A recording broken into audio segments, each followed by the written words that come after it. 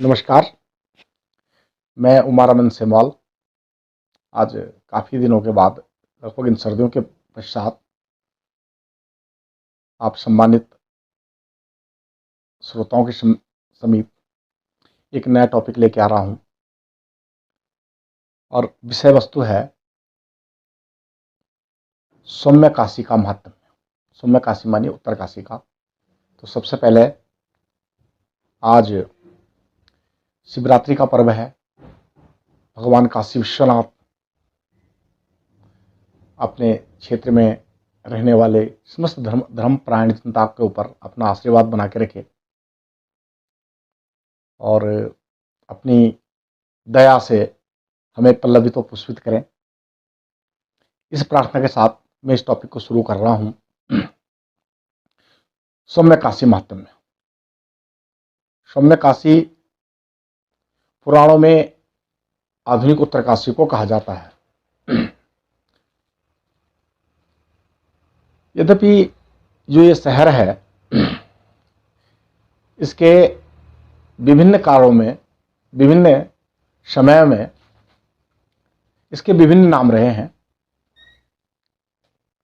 पुराणों में इस क्षेत्र को सौम्य काशी कहा गया है। लगभग महाभारत के समय ये क्षेत्र जो है उत्तर कुरुदेश की सीमा के अंतर्गत था, तो इसका नाम उस समय बारणावत था। मैं चर्चा करूंगा बाद में। और रियासत टिहरी गढ़वाल के समय या उससे भी कुछ पहले गढ़देश के समय से इस क्षेत्र का नाम बाड़ाहाट हो गया था। हाट का अर्थ जनरली बाजार होता था।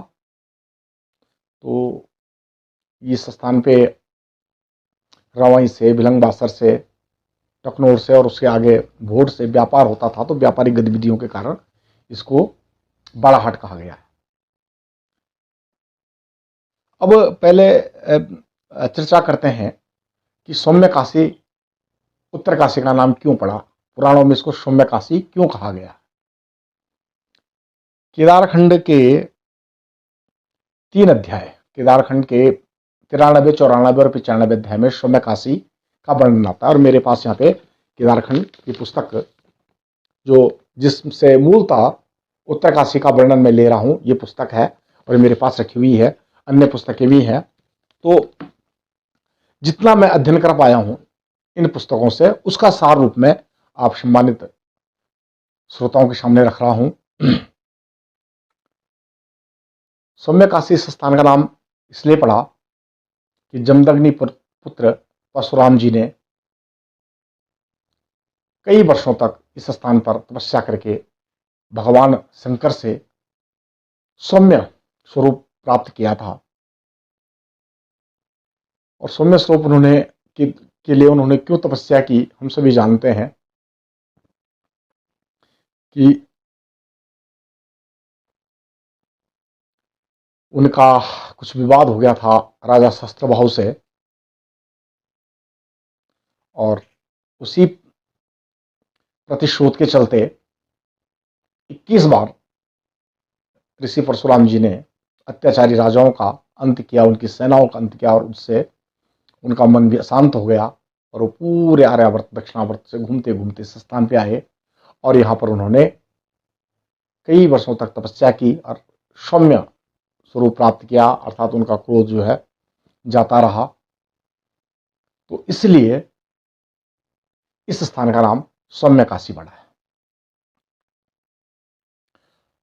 महाभारत के जमाने यहाँ पे इस स्थान का नाम बारणावत था। ये श्लोक ही है केदारखंड के अध्याय 95 का 60वां श्लोक है। अस्मिन तीर्थे महाभागे बारणावत संज्ञक। यह तीर्थ जो है बारणावत के नाम से जाना जाता है। मैंने महाभारत का अध्ययन भी किया। महाभारत के आदि पर्व के अंतर्गत जो पर्व आता है जतुग्रह पर्व, उसमें भी गंगा तट पे हिमालय में बारणावत का वर्णन है। और ये वही बारणावत था जहां पर दुर्योधन ने लक्षाग्रह बनाया था पांडवों को जलाने के लिए। तो जो आज का हमारा लक्षेश्वर है वही वो स्थान था, और वहीं से सुरंग जो है गंगा के तट पे निकलती थी। पांडव जब बच के निकले उसके अंदर से, तो विदुर जी ने गंगा के तट पे नाव भेजी हुई थी और वहां से वो एक चक्रा नगरी को निकल गए। कतिपय लोगों को कंफ्यूज हो जाता है कि वो बाणनावत जो है लाखामंडल में है, लेकिन ऐसा नहीं है, क्योंकि लाखामंडल जो है यमुना के तट पे है और महाभारत में और केदारखंड में भी उस स्थान को गंगा के तट पे बताया गया है। केदारखंड में तो बहुत ही स्पष्ट है, बाणनावत क्षेत्र को बाणनावत पर्वत के नीचे बताया गया है और इसी उत्तरकाशी को बताया गया है। तो बाणनावत पर्वत, जिसको कतिपय लोग अशुद्ध उच्चारण करके वरुणावत कहते हैं, वरुणावत नहीं बल्कि बाणनावत पर्वत, जो जिसकी पंचकोशी परिक्रमा होती है। पंचकोशी परिक्रमा में मैं फिर कोई वीडियो बना के उसके माध्यम को कहूँगा। तो इस प्रकार से ऋषि परशुराम जी की तपस्थली होने के कारण यह स्थान सौम्य काशी कहलाया। और महाभारत काल में ये बाणनावत गांव था तो बाणनावत कहलाया। उत्तरकाशी का जो मेला होता है माघ के महीने, माघ संक्रांति से शुरू होके पूरे महीने जो उस समय चलता था, लगभग महाभारत के काल में वो पूरा चलता था, लेकिन बाद में वो धीरे धीरे कम हो गया। तो जतोग्रह पर्व में ये वर्णन आता है कि फाल्गुन की संक्रांति से पूर्व की रात्रि, यानी सेक की रात्रि जिसको कहते हैं, उस दिन ही पांडवों ने उस लक्षाग्रह को जलाकर एक दिन पहले ही वो एक चक्रा नगरी को निकल गए थे। तो वो लक्षेश्वर भी यहां है। अब स्वामी तपोवन महाराज जी ने हिमगिरी बिहार में इस उत्तरकाशी का वर्णन किया है। उन्होंने लिखा है कि यदि पूर्व काशी वाराणसी नागरिकता व आडंबर में मग्न भारत का एक बड़ा नगर है, तो उत्तरकाशी बिल्कुल अनागरिक, अनाडंबर व पुरानी परंपरा में विराजमान शुद्ध सात्विक हिमालय का एक छोटा सा ग्राम है। यदि वहां के विश्वनाथ जनता की निविदता, कोलाहल व पुष्प वृष्टि से पीड़ित हैं, तो उत्तरकाशी के विश्वनाथ जनशून्यता, निशब्दता, निर्विवेक्ष, सर्वथा आनंद समाधि में लीन है। वहां के सन्यासी यदि बड़े स्थानों पर बैठे विक्षेप बहुलता के कारण अशांत जीवन बिता रहे हैं, तो यहाँ की अतिद्र गुफाओं, पहाड़ी गुफाओं व छोटी कुटियाओं में समाधि युक्त शांत जीवन व्यतीत कर रहे हैं यहाँ के साधु संत लोग। ये स्वामी तपोवन महाराज जी ने हिमगिरी बिहार में लिखा है। और केदारखंड में इस स्थान का वर्णन है कि हिमालय पर्वत परम तत्व, समस्त तीर्थमय, सकल देवों से सेवित, अत्यंत पूर्णदायक, और जहां पवित्र गंगा उत्तर वाहिनी है, वहां सौम्य काशी नाम से विख्यात बारणावत गिरी पर विराजमान है। वहां 80 व वरुणा, ये दोनों नदियां पुण्य से दृष्टिगोचर होती है। वहां ब्रह्मा, विष्णु व महेश तीनों मिले रहते हैं। उत्तर मुक्ति क्षेत्र में ऋषियों के स्थान तथा शुभ आश्रम है। वहां सदाशिव मकरंद मणि की भांति धारण किए हुए हैं। ये केदारखंड का वर्णन है। आगे केदारखंड में यही शब्द लिखे हैं महात्म्य के, यह तीर्थ सकल मनोकामनादायक है। महाभाग संसार में वे धन्य हैं जिनका यहाँ अवस्थान होता है। यहाँ सभी देवता सर्वात्मा विकास करते हैं। शिव जी ऋषियों से बोलते हैं, हे मुनिगण, जब पाप का बाहुल्य होगा और भूतल यवनों से आक्रांत हो जाएगा, तब समस्त तीर्थों से मुक्त होकर मैं काशी के साथ हिमालय पर्वत पर निवास करूंगा। वह मेरा अनादिकाल से सिद्ध स्थान है। काशी में जो तीर्थ हैं वे सभी यहाँ भी हैं एवं सदा भुक्ति और मुक्ति देने वाले हैं। द्विज श्रेष्ठ निष्पाप विप्रों, अन्य तीर्थों एवं काशी में मैं अंश भाव से निवास करता हूँ, परंतु इस केदार मंडल में मैं संपूर्णता रहता हूँ। इस काशी में दर्शन से मनुष्य मुक्त हो जाता है। जैसी काशी है वैसी मेरी पुरी है, इसमें कोई भेद नहीं है।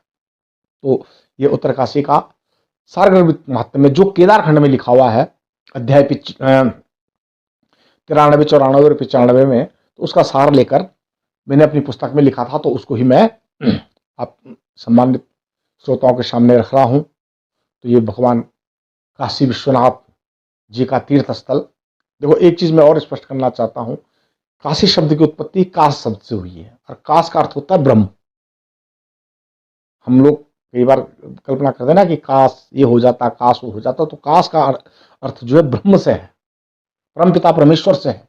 तो जहां पर जिस स्थान पर परमपिता परमेश्वर आदि गुरु, आदि पिता भगवान शंकर पूर्ण रूप से विराजमान है, उसको ही काशी कहा जाता है। और ये जो तीर्थ है हमारा, ये उत्तर की काशी है, हिमालय की काशी है। जैसे स्वामी तपोवन महाराज जी ने कहा, और जैसे केदारखंड में लिखा है। तो आज मैं इस भाग के सिर्फ पौराणिक विवरण पे ही चर्चा कर रहा हूं। भगवान शंकर का आज परम प्रिय त्योहार शिवरात्रि है। आज ही भगवान का नाम नीलकंठ पड़ा था। समुद्र मंथन से निकला हुआ पहला रत्न जो विष के रूप में लिया था, जिसको भगवान ने अपने गले पर धारण कर लिया था, न थूका न घूटा, और गले पर ही अटक गया, जिसके कारण भगवान शिव का एक नाम नीलकंठ पड़ा।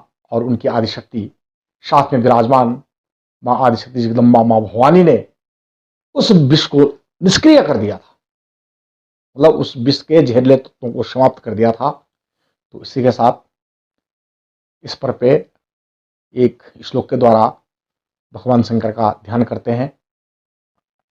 ओम शंखिंदुम भगमतिम वसुंधरतनुम शार्दूलम चरमांबरम काला व्याल कपाल भूषणधरम गंगा सशंकम प्रियम काशीशम कलिकल्म शृंग समनम कल्याण कलमंदुरम नौमीयम गिरिजापतिम गुणनिधिम श्री शंकरो काम्यहम कंठे यस्य विराजते हि गरलम गंगा जले मस्तके वामांगी गिरिराज राजतनयां जाया भवानी स्थितो नंदी स्कंद गणादिनाथ सहितम केदारनाथम प्रभु केदारंचल संस्थितो सततम कुर्यात् सदा मंगलम। सानंदमानंद वने वसंतम आनंद कंदम हरपाद वृंदम वाराणसीं नाथ श्रीनाथ नाथम श्री विश्वनाथम शरणं प्रपद्ये वागर्थम विभसम पित्वा वागर्था प्रतिपत्तये जगतः पितरो वंदे पार्वती परमेश्वरो। ओम नमः शिवाय।